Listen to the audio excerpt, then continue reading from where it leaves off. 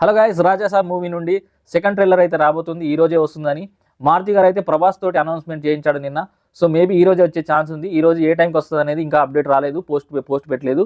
So maybe ఇప్పటిదాకా update రాలేదంటే మధ్యాహ్నం అప్డేట్ వచ్చే ఛాన్స్ ఉంది. ఈవినింగ్ 5 to 6 మధ్యలో ట్రైలర్ వచ్చే ఛాన్స్ ఉంది. ఆల్రెడీ ట్రైలర్ చూసేసాం కదా, మళ్ళీ ట్రైలర్ అయింది అనుకోకండి.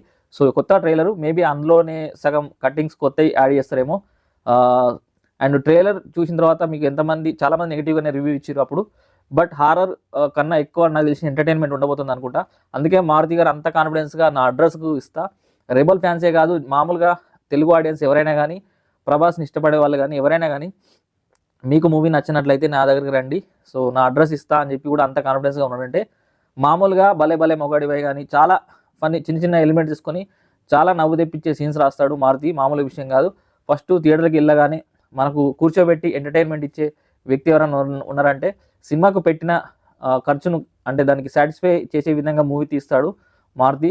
సో మేబీ ఇది కూడా అంత కాన్ఫిడెన్స్గా చెప్పిండంటే ఫుల్ ఆన్ ఎంటర్టైన్మెంట్ ఉన్నట్టుంది. ప్రభాస్ అన్న కూడా చెప్పిండు. సో ఎప్పుడు నేను ఫైట్స్ చేసుకుంటూ వస్తున్నా, ఇది పక్క ఎంటర్టైన్మెంట్ ఒకటి తీయాలనుకున్నాం, తీసినాం.